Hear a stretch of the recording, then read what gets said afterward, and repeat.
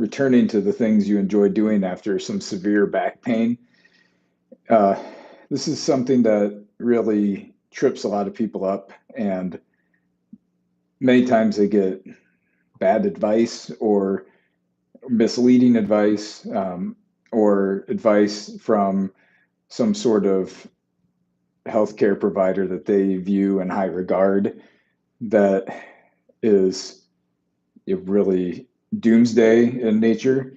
And for a lot of people, that can really set them back, and they don't ever return to the things that they like because they were told by someone that they shouldn't ever do those things again because they had back pain once. So I not only the chiropractor in this personal injury group, that's what a lot of my videos have been about, but I also do a lot of coaching on the side. I coach a CrossFit affiliate, and I also do I'm part of some online groups where we work with people with strength and conditioning. And this is just something that came up the other day. I just wanted to go through this real quick. So there was a comment on one of our forums through the training, just somebody mentioning, hey, a few summers ago, I was out weeding my garden and had some really bad back pain after this, whatever happened while I was weeding the garden. For one reason or another, the back pain, continued on for a while, about a week or so, and they ended up having a discussion with a back surgeon, which kind of shocking that they were already talking to a surgeon within a week of having back pain, but what do I know? Anyway, the back surgeon said, no more gardening. Okay. So this is a few years ago. Person really hasn't done much since then. Person starts, because there's a fear that gets put into their head that if you garden again, you're going to have severe back pain. And then that becomes the psychological aspect of the problem, right? So this person somewhere along the way in the last few months joined this training group that I help manage. And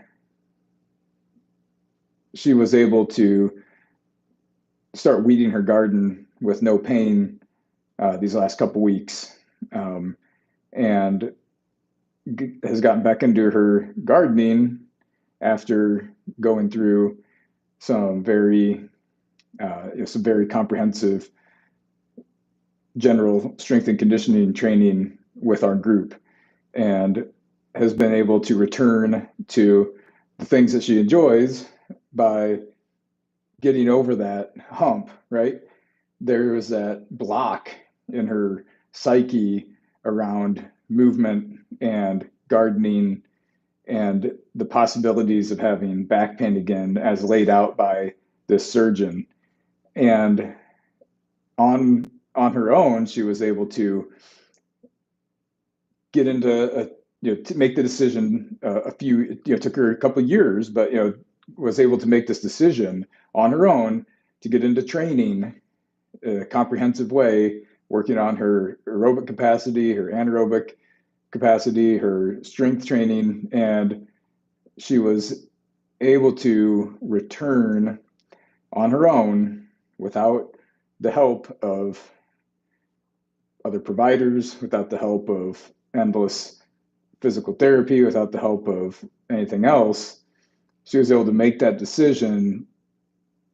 Hey, I'm tired of being trapped by this fear of gardening that the surgeons put in my head a few summers ago.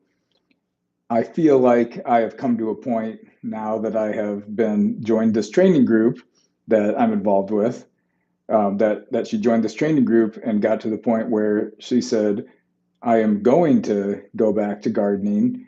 And she did, and had no issues, and is going to be able to continue to, because she decided that she's better off trying to solve this problem herself and trying to get over that hurdle and return to the things she enjoys, instead of continuing to live in the shadow of the fear that was put over her, those few summers ago. So I just want everyone to, to understand that no matter what happens, in these situations, if you've had back pain issues in the past, uh, for whatever reason, and you went to provider of some kind that laid out a doomsday scenario for you, um, it's bad advice. And more often than not, those kinds of conversations have negative consequences and the outcomes for people.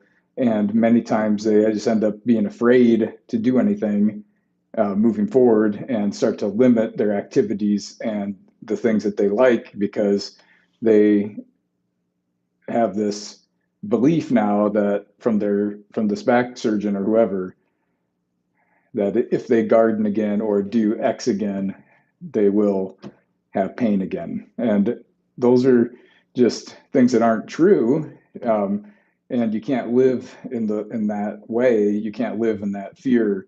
You have to take those steps to return to the things that you like, however long it may take. And this person did it through organized, progressed strength and conditioning, and for the most part, that's probably the best way to get people better. Not everyone wants to do that, but I just want people to, everyone that follows my page to understand that even folks that are out with severe back pain end up in front of a surgeon. They can, if they're willing and they're willing to jump that hurdle and willing to get the work done, they can easily get back to what they want. It might take a while, but they can do it. So that's enough for today. I'll have more on this later in the week. Check out the rest of my channel for more. See you later.